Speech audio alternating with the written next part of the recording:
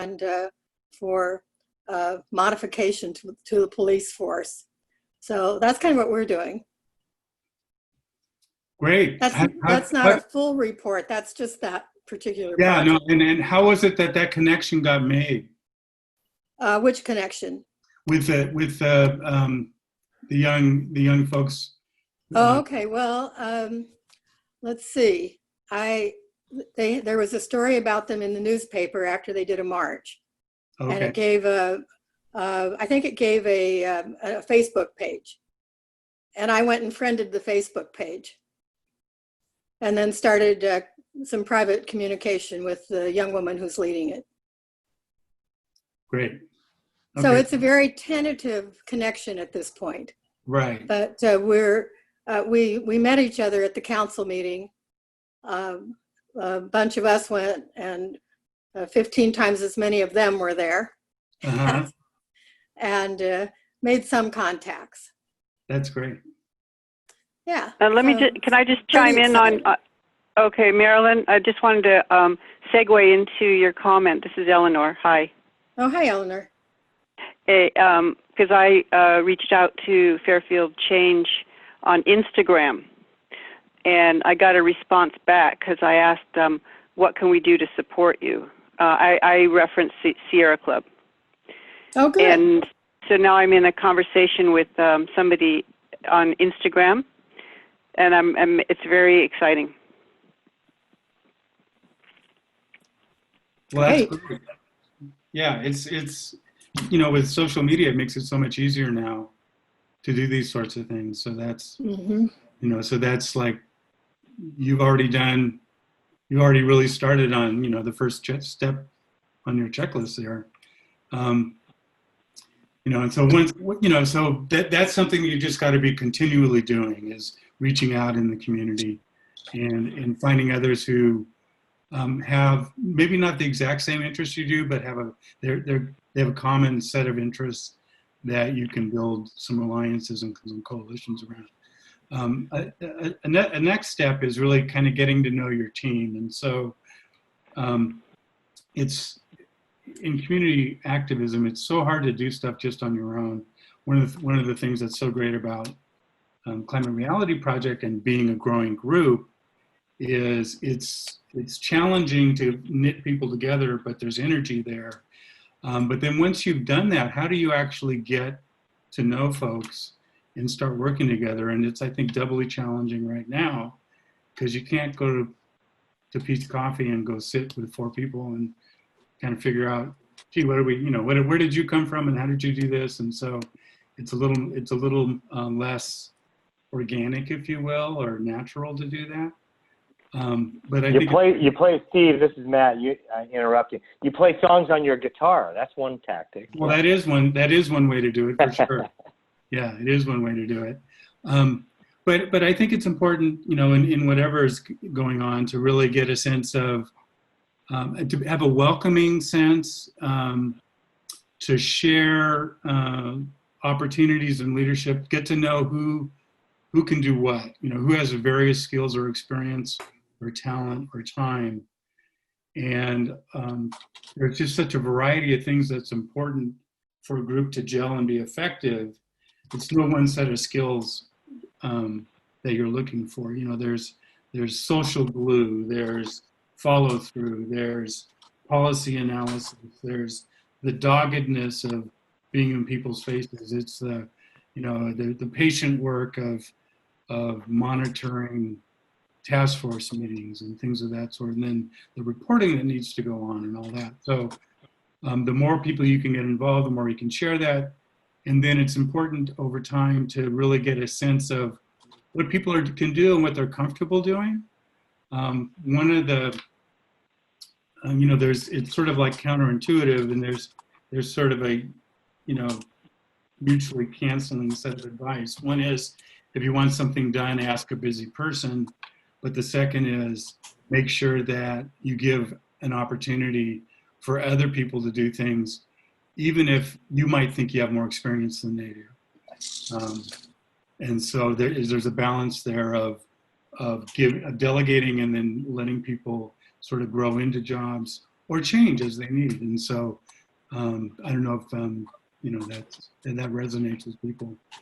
But well, yes, and also mentoring, because there's people who are highly professional and have skills and talents that I know Marilyn was a councilwoman, so obviously she's rich with knowledge, and people can learn from her. Right.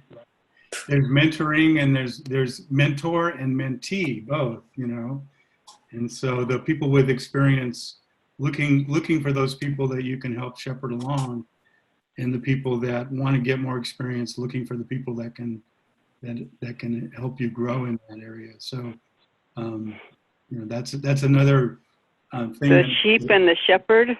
No, that's not quite right. Yeah, maybe the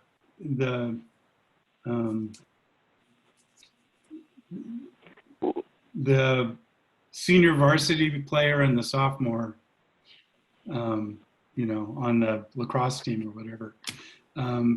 You're both in the game, but one's got experience and the other might have energy and maybe a little faster on the brakes.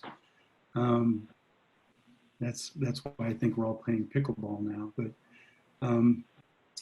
so getting to know your team's really, really important. And I don't know if there's anybody has something that they'd like to share about as you've just taken on this challenge. I know several of the squads had calls and that sort of thing following our meeting a month ago.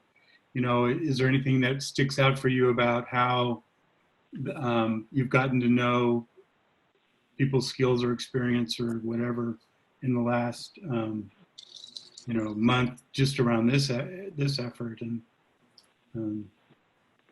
if anybody has anything they say. Unfortunately, I'm not seeing everybody all at once, so if you do, raise your hand.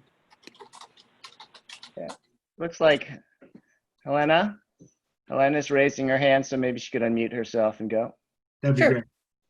Thank you. I was just going to shout out several members who just joined the San Francisco team, like Katie Escoffier and Kim Stryker, for being really clear about, their field of expertise and like how much time they have. And it's just been really wonderful, like their input and just like jumping right in. So yeah, it's really, I find that when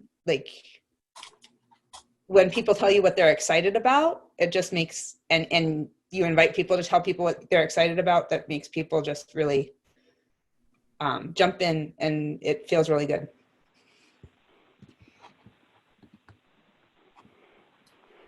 Okay. Hi. Anybody else? Yeah, this is Bonnie from Solano County. How's everybody doing? First of all, I just want to give a shout out to my daughter, who's sitting like right beside me and who's going to do the Al Gore training virtually later this month. All right. Old, just graduated virtually from college and will start her master's in biochemistry in the fall in Washington State. I just wanted to say, we have met, we're the Solano group, and we met at the end of June, and we will meet again on July 27th. You've heard from Marilyn. One of the activities that we've engaged in is a renewal of Measure L, which will maintain our city boundaries and allow to prohibit growth without a vote of the people. So that's one thing, to maintain our green space. But the other thing that we're working on, so what we've done is we have much talent in our group, and certain people have certain interests. So there's another group in Vacaville that want to get community choice energy through MCE into Vacaville, and they have a chance to do it before September. So they're working on that. And then we have another group that's working on clean energy for the city of Fairfield, as well as schools and so forth. So we have an active group. And the other thing is, we've posted in newsletters about the group. engaging other people, at least in what we're doing, and giving the opportunity for people to get involved. And the first and foremost is that there can be no climate justice without racial justice. So we want to keep that in the forefront. Anyway, the city council meeting was very dramatic, or what would you say, because a lot of people showed up because they're upset with the city and one of the people in leadership in the city. So it was a really great turnout that night. And we were there with the Measure L, and a lot of us wrote letters that didn't show up in person. But that's it. Thank you. Great. Well, I think that's a great segue in, choosing a topic area or a policy to focus on. And, it sounds like, if you've got a good group and they are energetic and they're growing, then it sounds like what happened with you, Bonnie, was, 2 or 3 things are of interest to folks and people just kind of go with it.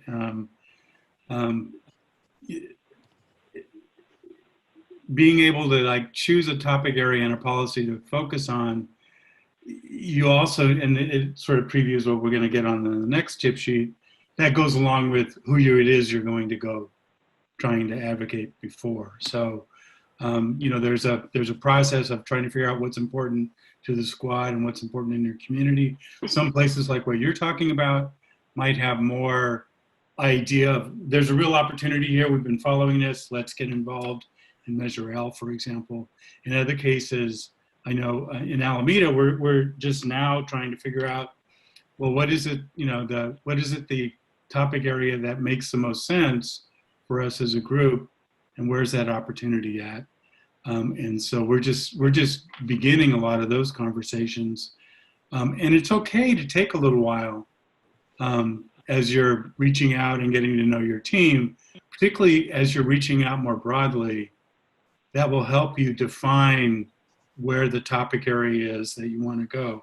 The thing about climate, and like a lot of issues, racial justice being another one as well, it's not a one and done, it's tied to everything else. And so if you can make progress in an area, and even if it's some people's second choice, you can choose a topic area and make progress. And as long as you can continue momentum, then typically what happens is the topic itself evolves, and the opportunities kind of then segue from one to the next.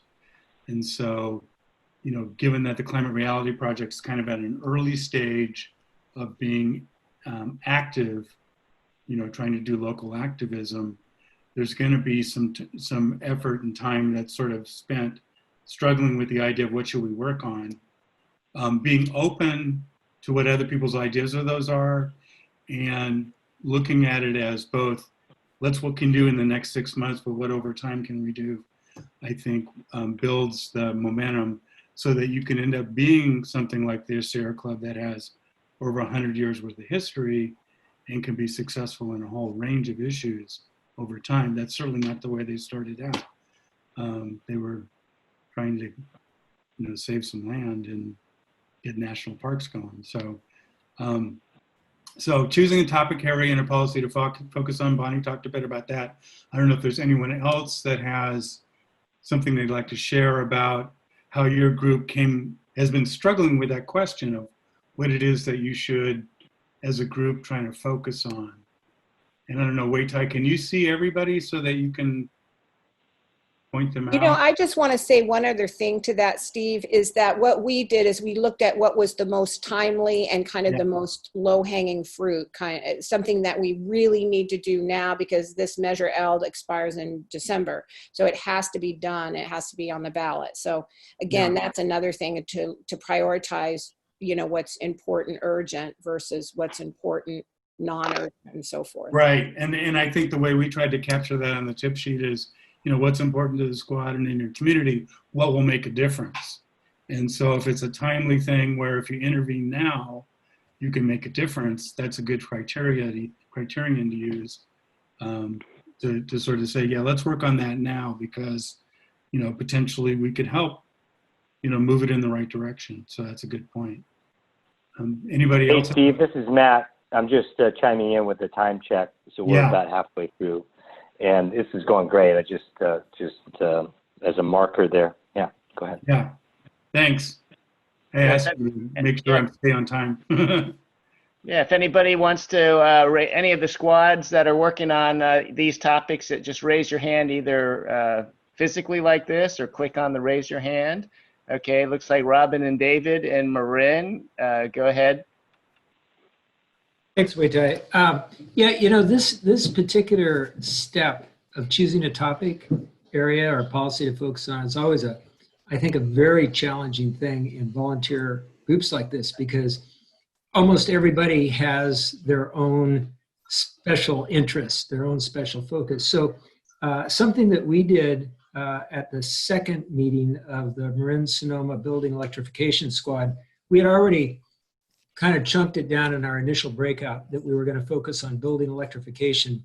But a step that was done by our facilitator, Kevin Morrison, was he said, well, let's just go around the room and see what everybody's interest is around the subject of building electrification. So it was just wide open, but it was focused on building electrification. There were 13 people on that call, and we got more than 13 ideas. So we recorded all the ideas. And then one of the participants volunteered to go through those ideas and see if there could be any grouping of them. We actually recorded them in the chat during the call. And so it turned out that there were kind of three or four buckets, 3 buckets, I guess, that were identified that all those ideas fit into. One was affordability, one was building standards and codes, and then the third one was information and behavioral change. And so we talked about that as a group and said, well, what's this group going to do with those buckets? And it was pretty unanimous that since it was a policy action initiative here, that we should focus on the building standards and codes. And so it was a really good way to get all the ideas out on the table, chunk them down into 3 buckets that seem to have commonality, and then which one is the best aligned with the idea of policy action. And so it worked, I think, quite well. And then once we were there, then we could say, well, what is it about the building codes that we think needs to be done, informed by the ideas that went into that bucket? And we pretty efficiently came down to exactly what that point of focus was. So just as a way to approach that, I thought it was perfect. That's an excellent example. And that was done pretty quickly.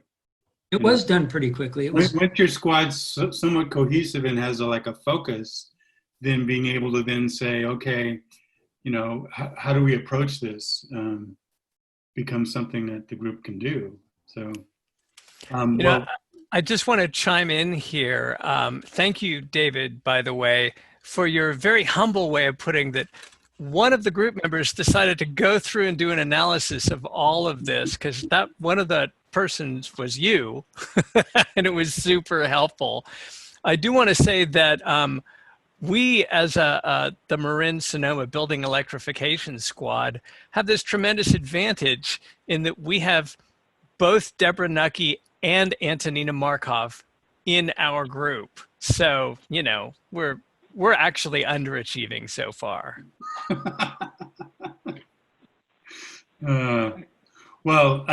This is great. Let me move on to the second tip sheet. We've got Paul Wormer, I think, had a hand raised. Paul, you want to go next? I'll pass. It's not important.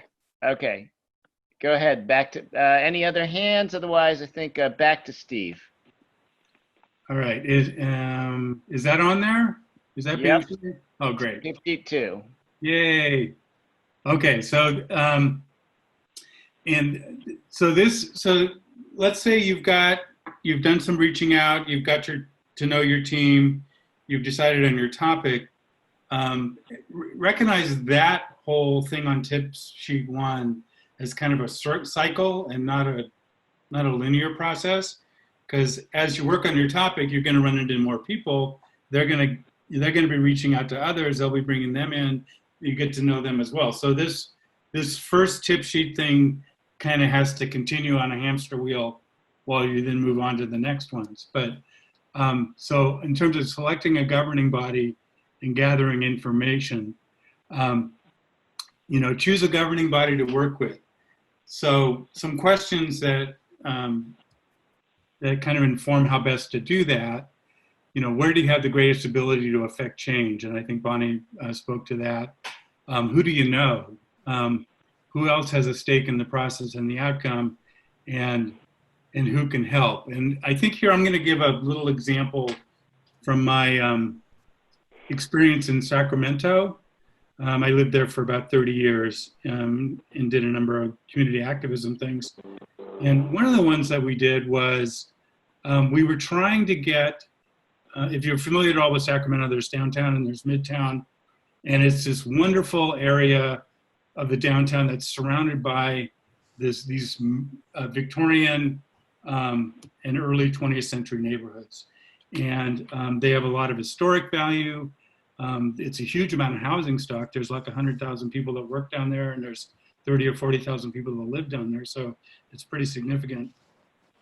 And a couple decades ago, the city was thinking really what they needed to do was just open the place up to development of offices and not necessarily housing. They were building a light rail system, and they took the old railroad corridor and they were going to plan it with high-rise office buildings at every station, right in the middle of what used to be the historic Japanese neighborhood, which changed because of internment. Those people lost their homes. It was now primarily a Latino neighborhood and also still Asian to a large degree. And so the environmental organizations were very concerned that this was not going to be smart growth. But the other groups that were most impacted by this were the lower income, less powerful, less empowered residents of those neighborhoods, because the city had gerrymandered downtown into 3 different council districts.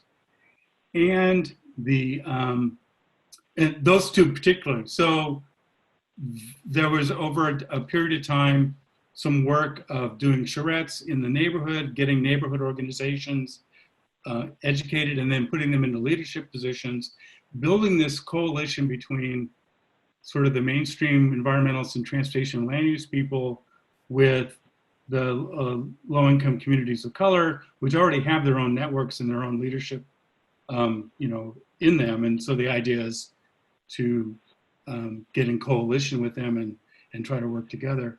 Even that was not enough to stop the large developers who wanted to just blow out the neighborhoods with these high-rise office buildings that would be used 40 hours a week and create these dead zones. And so in an attempt to figure out how can politically you put something better together, the third component was the affordable housing community. Because what the neighborhood, through this process, what the neighborhood decided that they wanted and needed was higher density housing that was affordable to people, but was also a broad range of markets, so that it wasn't just low income folks, but that they would not be gentrified.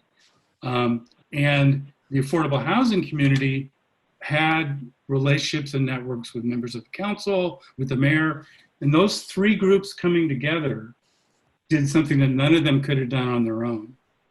And got the whole, beat the redevelopment agency, got the whole thing rezoned, had special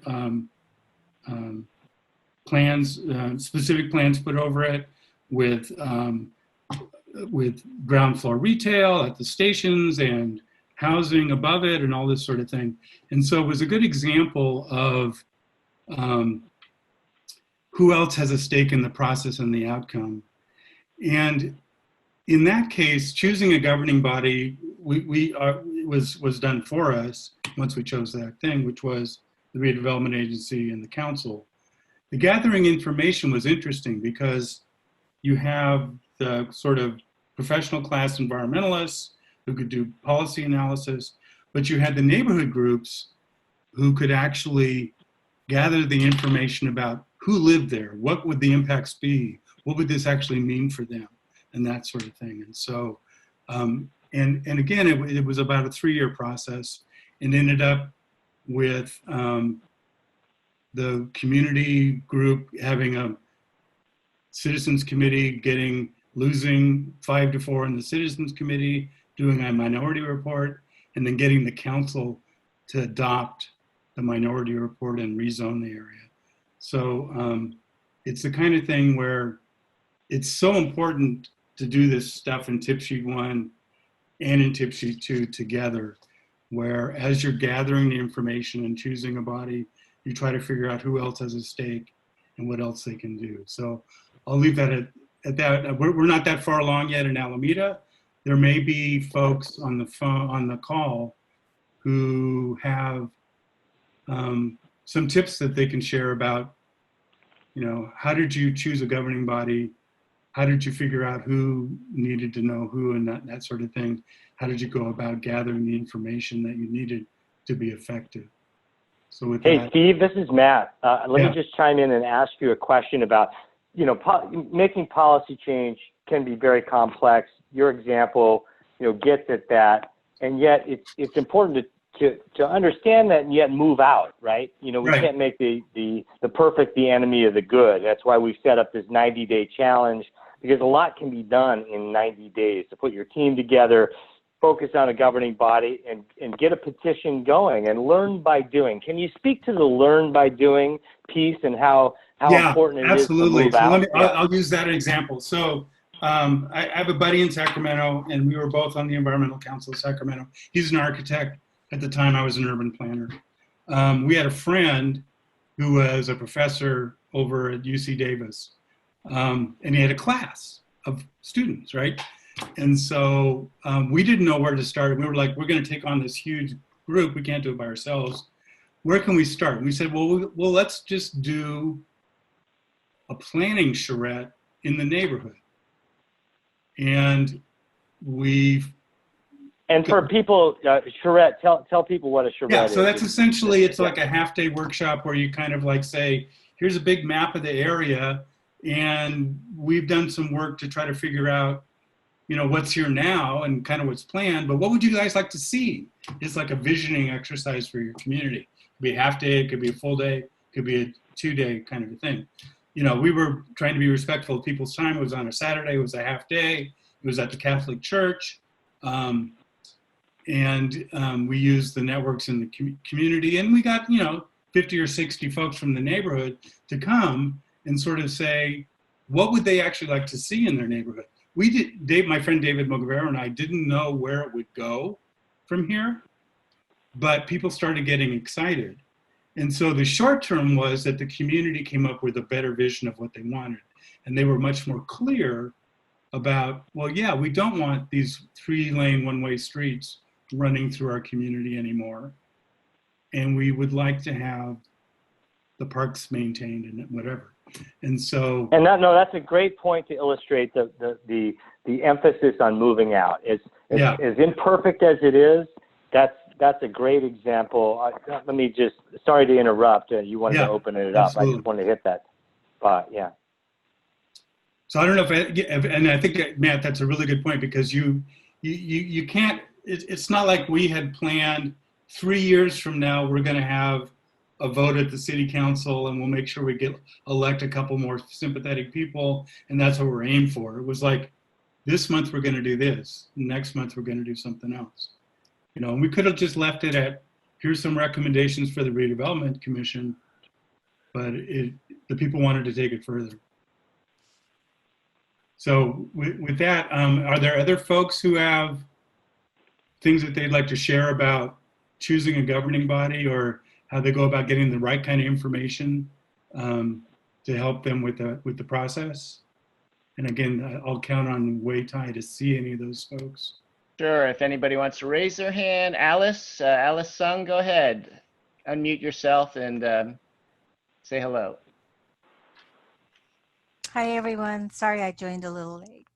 Not that I have the specific experience about the example, but I was just going to suggest that another way to go about this sort of scoping what we want to do and, who our audience would be and what the actual goal for actions would be, could be to sort of take the broader goal. Let's take, Marin had the electrification goal. And I'd like to also, I think I did throw that out as a potential third area where Alameda County folks could focus on. But an example that I know of, and I don't know the details of it, but I think we could maybe on another call, maybe invite someone from LA. The Climate Reality LA group chapter they decided what they wanted to do is work with the school district, LA Unified, which is the largest singular district with over 1,000 schools in one school district. And they decided they wanted to get them to actually change their policy to encompass climate action in a serious way and make their building portfolio for all their schools zero carbon and all electric. And they succeeded. And I think the thing that they did was, as far as I understand, again, I don't know, I'm still researching the details myself and would love to have the LA chapter, can maybe speak with us on one of our meetings, is that they actually looked for partners. And so they actually reached out with a initiative of the Sierra Club, which is Climate Parents. Climate Parents works with youth to actually empower youth activists to talk to their own school boards, in front of their own school boards, for environmental action and climate action. Sort of like on the way of marrying Greta Thunberg, if everyone knows Greta's movement, right? In empowering the youth movement and bringing that together with climate reality leader parents, and then also the broader climate reality leadership of the chapter, and having all three entities come put pressure and speak before boards of education to transform their thinking, educate them, bring that awareness to their attention, and let them know community by community, district by district. Obviously, they're starting with a huge district, but more power to them. But it was this huge success story. And if I can dig them up, I will pass on to Steve, or I don't know how you disseminate or share with our Google group the board policy for zero carbon and climate action that was actually brought forth. And it was a combined partnered, approach that they brought Sierra Club and Climate Parents, which is the initiative Sierra Club, the local youth, themselves of that community, and climate reality leaders. Right. Yeah, that's a great example. And in that case, it's sort of the climate reality chapter. We're like, who can help us, and finding those partners is definitely important. Yeah, I think identifying key partners, depending on what community you're working with and depending on what audience you have. So as far as governing bodies, school boards listen when their own students come to speak before them, right? Yeah, parents and neighbors, other adults, not so much. But when the students come united with someone and ask, and then can be joined, with adult leadership in support of them, with them up front, they listen. Yeah, that's a good example. So I'll point out, though, that it's sort of both of these things on the checklist are important. Choose a governing body to work with, and then doing those things about who do you know on the board, or who knows people that are on the board, or whatever it might be. Who else has a stake in the process or the outcome, and who else can help. But there's another piece of this, which is the gather information. And so it's what I think distinguishes an effective community organizing effort is not simply showing up and saying you want change, but being real clear about what the change is. And so in that case, there's always a need within a squad or a group that's working on something for people to just dive into the details, become familiar with whatever it is that topic area you're working on, watching and attending the meetings, becoming familiar with the agendas, becoming familiar with how it's going to impact others. And so that sometimes it's time consuming, but it's absolutely critical and necessary. Having worked in local government and for local governments, there's a eyes glazed over thing that happens with council members when it's the end of the agenda and it's the public comment and it's that person that always gets up and uses their 3 minutes to say the same kind of thing. And quite often it's not actionable. And so being able to know who you can work with and what you want, but have it be actionable is really important. So, and I think we have a question or Sure. a comment from Robin Muller in Marin. Great. Robin, did you raise your hand? Go ahead. It was just a really quick one about how helpful it is to have an elected on your squad. In the EV squad, we had David Kuhnhart, who's a Corte Madera council member, and on the Windsor, on the BE squad in Marin Sonoma, Deb Fudge is a Windsor council person, and they're just fabulous. Yeah, and the thing is, they can help advise as to what are the jurisdictions, what are their authorities, what interjurisdictional organizations may already exist that you can nudge in a direction or another. So whether they're on your squad or just advisory to it, very helpful to get an elected involved. Yeah. Yeah. So we're just on a time check. This goes till 8, is that right? That's right. Okay, so we're at 7:52, and I think you wanted to have some time for folks to do any kind of updates, and so I'm going to kind of wrap up my piece of this whole thing. Well, thanks, Steve. That's great. That's great work. Appreciate you and Leslie putting these together.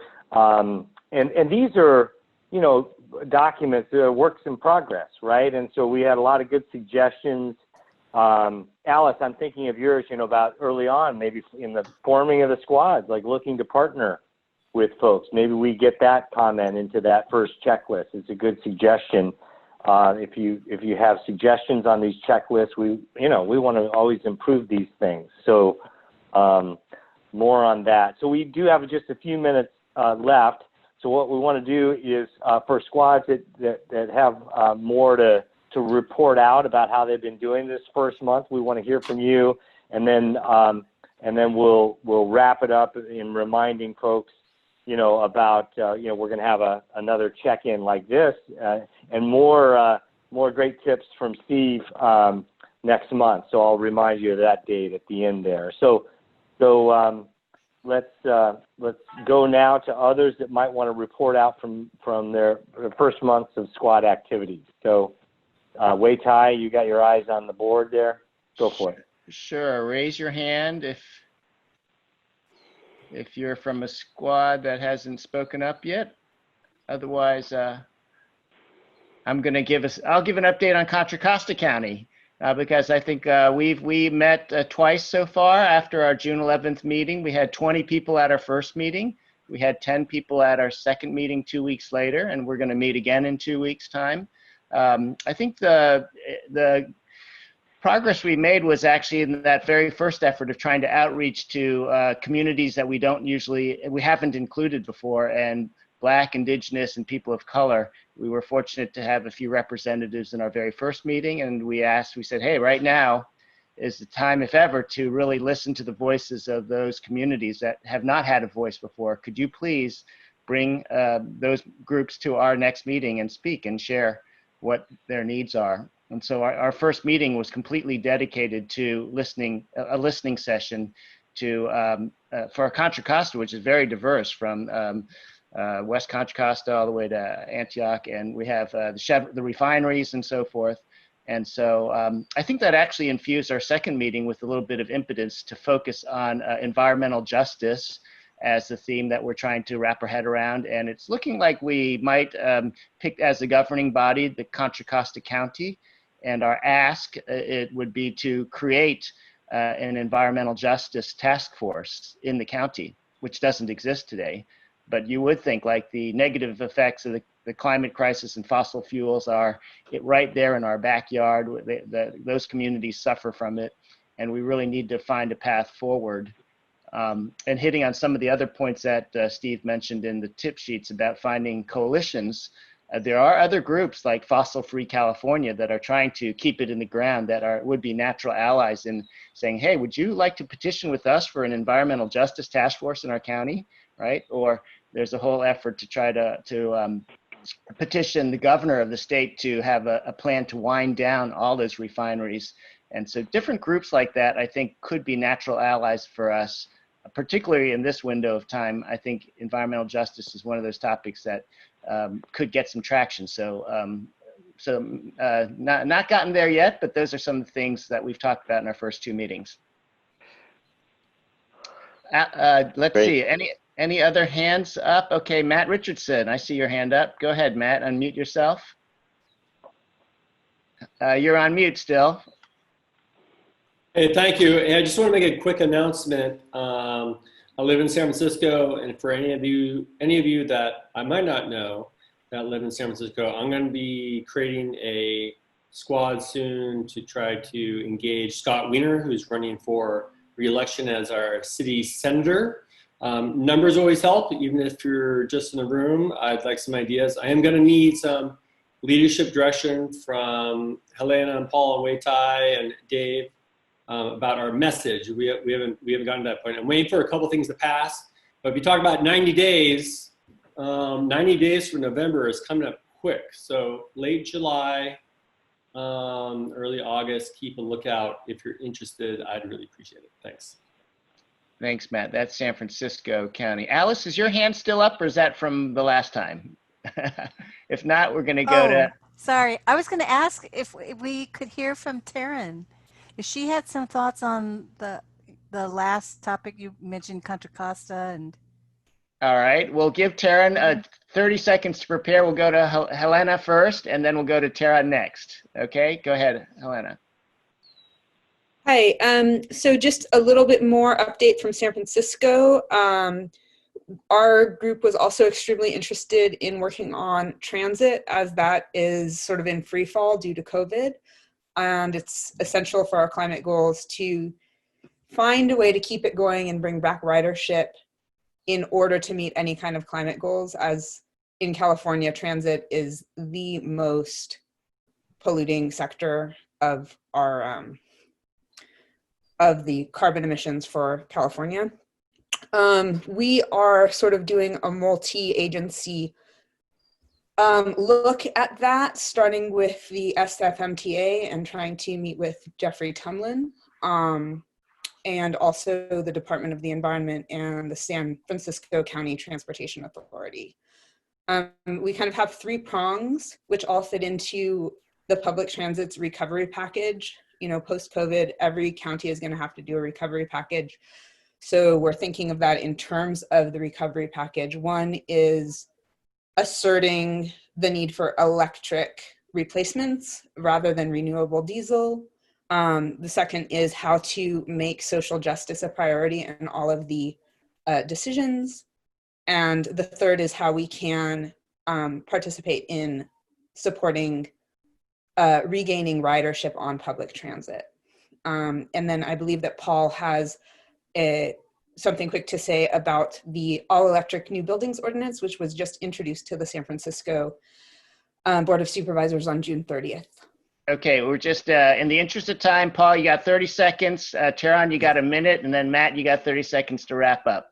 So go ahead, Paul. Okay, so yeah, we finally got the introduction of the new construction or electric ordinance.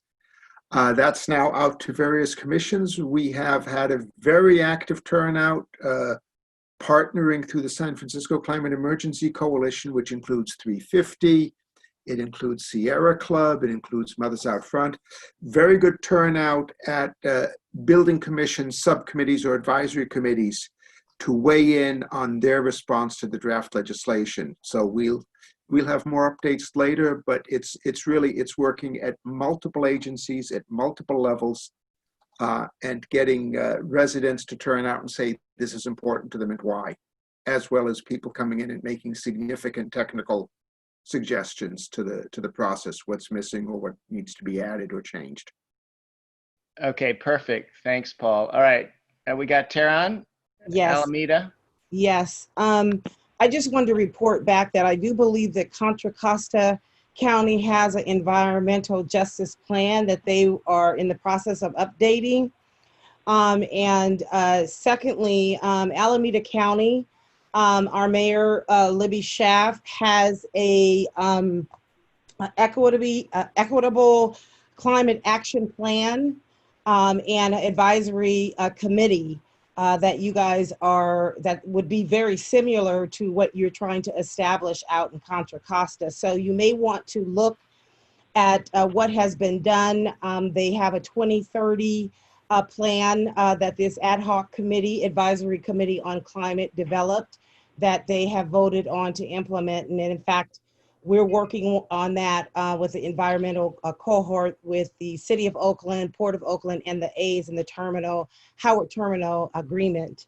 I also wanted to just say that Antonina set up a climate reality national contact, and her name is Natalie, of which you can also speak to on climate justice issues. And I know there are other chapters, at least 4, that have a component of climate justice that you may want to speak with. In one, you guys spoke highly of what they're doing, the Los Angeles chapter is doing, and New York City is really out there doing some wonderful things as well. So those are just 2 that I know of, but there are 4, and you can speak to Natalie. Great, thank you. And Steve, well, that's awesome. Hold on, Matt. I think we have Jean Everett from France at 4 in the morning. Thank you for your dedication. Nice. Did you want to give us a quick minute update on your squad? Thank you for calling from Paris. You. I'm actually not in. I was in France last week. I'm in upstate New York now, so it's late, but it's not as late, so I can't take the credit. But so in our case, we're kind of approaching this as a marathon rather than a sprint. So we've had a little bit of a slow start in Alameda. Part of that has been that our interests have been very diverse from the June 11th call. There was a lot of interest in many different directions. We've had a follow-up exchange on email and Google Doc to try to get input from people. And I think now we're narrowing down to 2 to 3 directions that are somewhat related. And partly in the context of current events, we're seeing that health and climate justice kind of closely related at one big issue, as you highlighted, Wei Tai, and wanting to piggyback on what's happening now. Another one that was also got a lot of interest from our members is green transport. In general, whether it's piggybacking on opening up roads in Oakland and Berkeley for better biking, as well as other forms of EVs, time backing the EV work that was done last year. And there's potentially a third area that we're going to be looking at around electrification. In each of those, part of the reasons we're still balancing different issues is also seeing what members are resources they have, mainly time and then contact and information in order to push in these directions. So I guess for us, it's a bit of an organic process of we have interest, who's got time, and then what are the opportunities, and then slowly I think driving those 3 directions, or at least 2, possibly 3, and then seeing where the momentum goes. So we don't have any practical asks and bodies that we're approaching. We do have information around, on the climate justice around AB 617 and the Air Resources Board. So also other leads in the transport sector, but still kind of building up slowly our base to see where we're going. Great. Thank you for that update. Thank you. All right, I'm going to go back to Matt Bogosian, our policy action chair. Yeah, thanks, Wei Tai, and thanks thanks to Steve Summers. Great job for going through these tip sheets. This has been our check-in meeting on our policy action activities for 2020. We wanted to say thanks to you, Wei Tai, for helping to moderate this, and Amelia for the technical assistance. Always great helping us set up these calls, and all of you for being on the call and participating in this policy action. We're not doing this because it's easy. We're doing this because it's hard, right? And I think that's what we all signed up for, is working together to build best practices on how we can bring meaningful petitions to reduce greenhouse gases emissions faster than they otherwise would. So thanks for being on the call. We're going to have another check-in a month from now. So it's going to be August 8th, same time, 7 o'clock, and we're going to go through the other 2 tip sheets. But you don't have to wait around, to move out on this work until the next call. We're like and I don't have to tell you guys are already moving out, but please go forth and take action. That's our message to you, and thanks for being a part of this team. August 6th, Thursday, August 6th. Thank you. Not Saturday, August 8th. I was about to say. Oh, I'm sorry. I said Saturday. Thanks. Yeah, Thursday. Yeah, we won't get on your Saturday. We'll do same time, 7 o'clock, check in for an hour. Yeah. All right, sounds Thursday, good. Thursday, August 6th. Thank all you, right, everybody. Thank you. Good to see you all. Bye. Bye-bye now. Bye all. Thanks, everybody. Bye-bye. Bye. Thank you. Bye, thank you. Much appreciated. Okay, Rains. Catch you mentoring? Yeah. Okay. Were you on the call today? Yeah. Yeah, that was good. That was a good call. We have certainly a lot of work. It'll be fun to do this for the first time in this format, right? Yeah. I think just the really interesting part will be building enough relationships early with the mentees that they don't drop out, or that we can help catch them back. Yeah, I saw your comment in the chat on that. I thought that was quite insightful and appreciated, and I'm going to try to note how to do that. But with 20 people, I was looking forward to 8. But anyways, Hi, Nan. Hi, Nan Foster. Good to see you. You're on mute, so I can't hear you. There we go. I found it. I'm not used to doing it on my phone. Okay. So I wanted to share, I'm buying an electric car. You are? Yeah, like this week.